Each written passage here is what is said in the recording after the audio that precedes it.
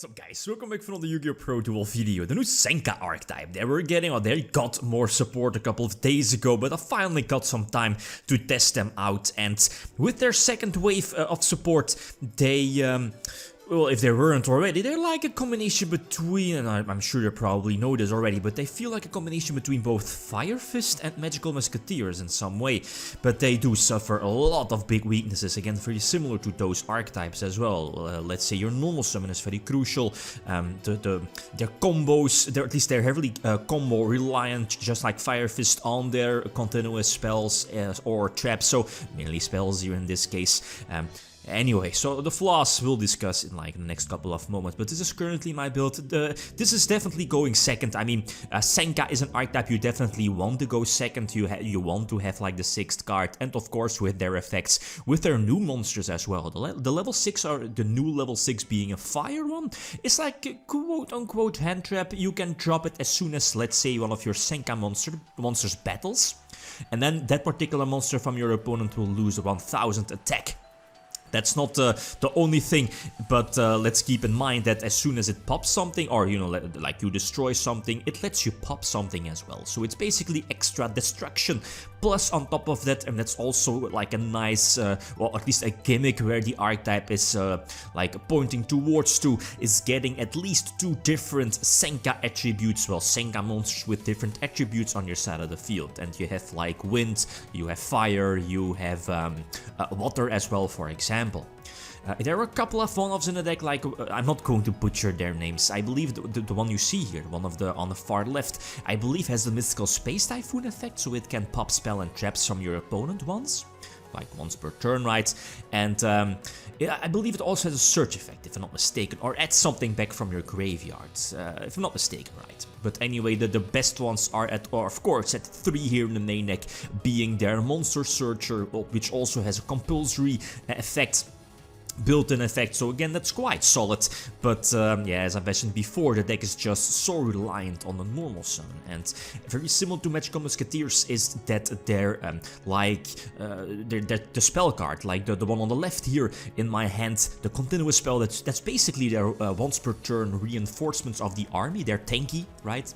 Also has a built-in special summon effect from the hand, so again very similar to, and I'm not really sure about the correct name of the Magical Musket Trap, I believe the name is, that lets you special summon something from the hand. Then that's okay. It kinda gives the deck the extra ability to get at least another monster on the field, but the gimmick is that it needs to be sent to the graveyard in order to use that extra special summon effect. And when are you going to get that? Is that, well, if you're using your on-field effects with your monsters. So, and then most of the time your opponent will already have like an engagement ready. So it's a little bit iffy, right?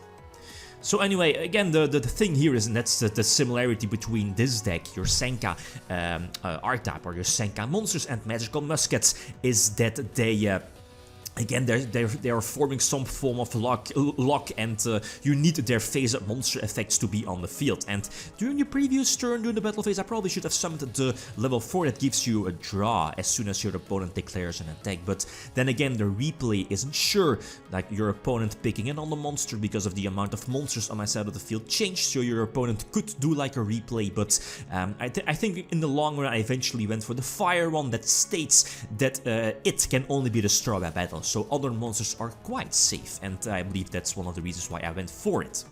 Anyway, evenly matched, I feel it's just staple in this deck.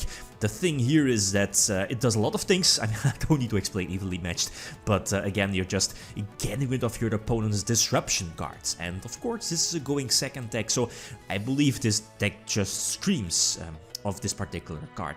And the thing here is that Nibiru isn't really suited for this deck, and that's another flaw, I guess. Well, it's a flaw and the gimmick of the deck. You know, the gimmick of the deck is that, like, for example, the level 4 that special summons from the deck, and this one, the Yun, you know, like the Cyber Dragon-alike one, they all have like those beneficial effects that if your opponent controls more monsters than you can, let's say, in case of the Cyber Dragon, pop something like a a monster from your opponent, while the level 4 can special summon something from the deck, so that's cute.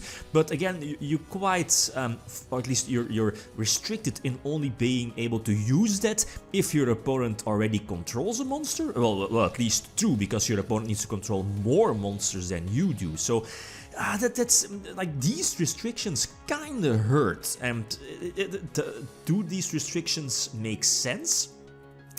I don't think so. I mean, the archetype, again, these restrictions feel a little bit too heavy, especially for this archetype. And I made a mistake during my previous turn, is that the Cyber Dragon has the ability that it can only be targeted by card effect, so I definitely could have used my combos during my main phase 1, even though he had like the invoked fusion that puts region, that puts something face down.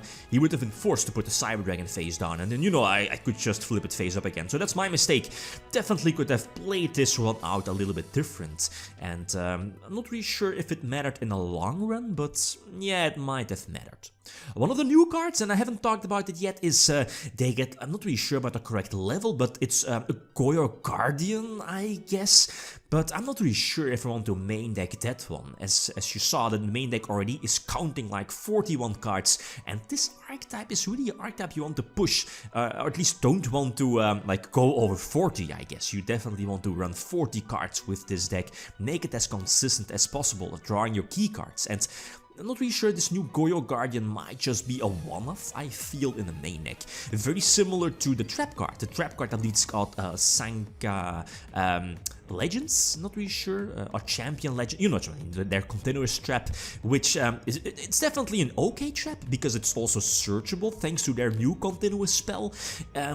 But yeah, their trap card, I mean, if you're going second, that is, and going first, it's cool, but this, again, is not really a deck you want to go first. Going second, the trap isn't really doing anything, and the fact that it's searchable off of this new continuous spell, that's one of the reasons why I guess I'm just main decking one of it. Well, just one is fine.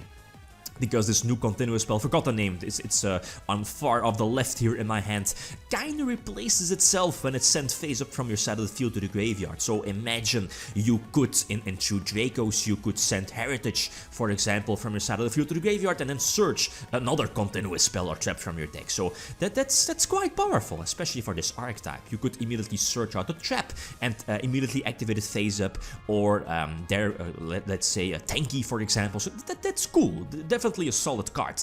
Definitely helps out the deck of multiple negations as well. Another card that I haven't talked about is this one, Kong, the new level 4 that has the ability to, as soon as it's like added to the hand from the deck by, I believe, a Senka card, and then, you know, you have your Stratos, you can reveal it and then special summon it to your side of the field. It has like a big, at least it's basically a big wall and a negation, or at least a negator. Like, if it's face up on the field, like if your opponent activates a spell or trap, you can send, and that's a small downside, any Senka spell or trap, I believe it needs to be face up on your side of the field to the graveyard to negate, I believe, the activation of the spell or trap. So that's okay, and at the same time, if you're controlling the level 4 Senka that special summons something from the deck, you know, the level 4, that also gives you the potential draw, you can also negate a monster effect. So it's definitely an okay card. It's basically an extra level 4 on the field for the potential rank 4 Exceed play, even though you're not really using your extra deck that much. Tiger King and Dweller are basically your to-go-to extra deck monsters, next to maybe Tornado Dragon and maybe Utopia as well. But that's basically it. But you know, like, those are the gimmicks, and again, the same time, the flaws of the deck. You're just so reliant on your normal summon, for example, and okay, you're getting some gimmicky extra effects, but it's just a little bit too much. Like, you're only getting, let's say, the beneficial effect if other Senka monsters activate their effect. And okay, if you draw goods, like multiple shenanigans cards in your opening hand, that's all fine and dandy, but it's just a little bit of a hassle, like to get all things working, right? So this is an okay hand, not using evenly matched, I don't think it would have, that's a problem. Okay, I could have used evenly matched, but then I sacrifice the battle phase, and that's where, you know, there are some, a couple of effects where I could use them as well, and I think well, maybe I just should have gone for evenly in the long run, but it's not going to matter too much. I mean, I go for Tiger King, but here in this case, I don't really have any interruption. That's the problem of the archetype. Okay, well, I have the trap that, you know, has like the negation, the negate attack effect, but the thing is that it will only get the negate attack when your opponent is entering the battle phase, so that's so slow.